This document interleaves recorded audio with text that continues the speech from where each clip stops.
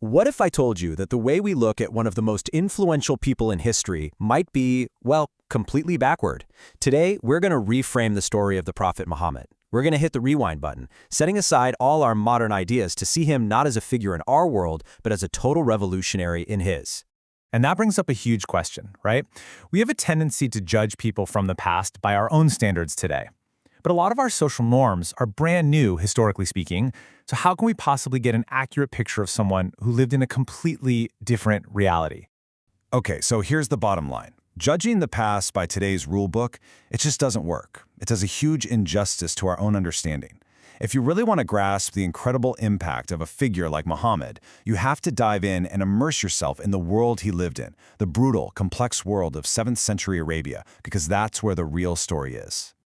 All right, so let's paint a picture. Before we can even begin to understand the revolution, we have to understand the world that was practically begging for one. So, welcome to pre-Islamic Arabia.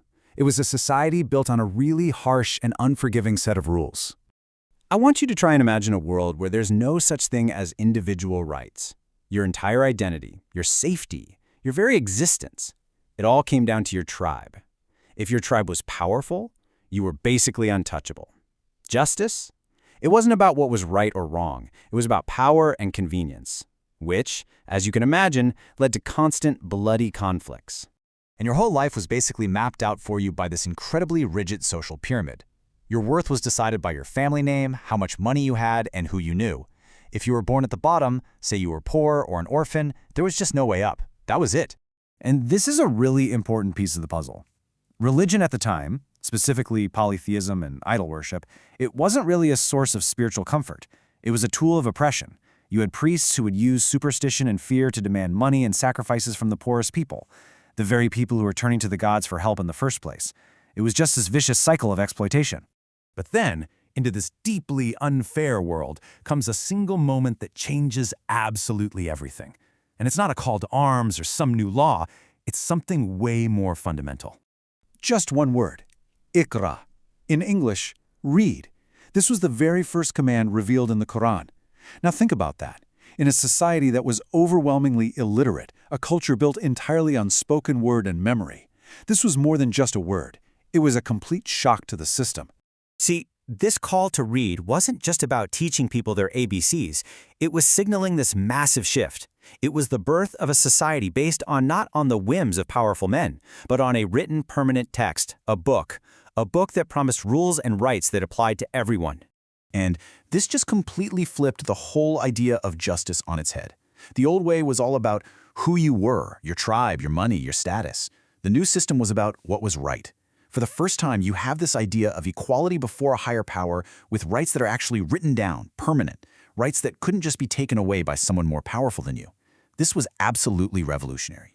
And look, this wasn't some abstract philosophical idea. It had immediate, dramatic, and frankly dangerous consequences for the people in charge.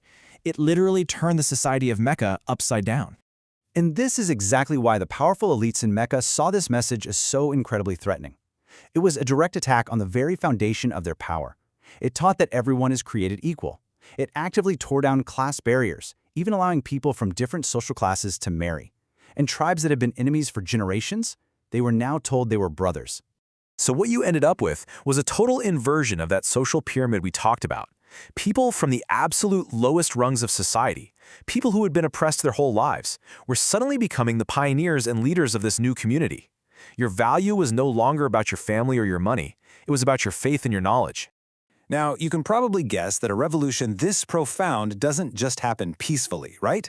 The powers that be, they didn't just step aside, and the community's response to that opposition is what shaped its journey from a small, persecuted group into a major world power. You know, this journey didn't happen overnight. You can really see it in 3 distinct phases. For more than a decade in Mecca, it was purely a moral force, just enduring intense persecution. Then the migration to Medina forced it to become a political force, just to organize and govern itself.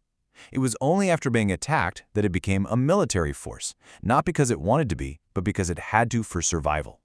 Okay, so this brings us to what is probably the most common critique you hear about early Islam, the idea that it was spread by the sword. But if we actually look at the context, it forces us to ask a really important question. Were the early battles really about forcing people to convert, Or was there something else going on? So you've basically got two different ways of looking at this. The common view is that these conquests were all about religious zeal, but another argument frames this as a pretty standard pattern you see throughout history. A new, rising power emerges, and the old, established empires see it as a threat. In this view, the conquests weren't about spreading religion by force. They were about the survival of a new empire whose people just so happened to be Muslim. And the proof for this more political, geopolitical view, well, it's in what they actually did after the conquests.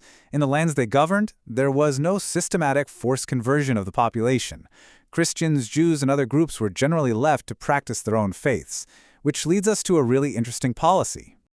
This key mechanism was a tax called the jizya. Now, this was a tax that non-Muslims paid while living under Muslim rule. But here's the twist. If you converted to Islam, you didn't have to pay it anymore. This actually created a financial disincentive for the rulers to push for conversions. I mean, think about it. The more people who converted, the less tax money came in. This strongly suggests that the main goal was practical empire building, not converting everyone. And that brings us full circle, right back to where we started. When you place a historical figure back into their own time, when you understand the injustices they were fighting against and the political realities they were facing, you get a radically different picture.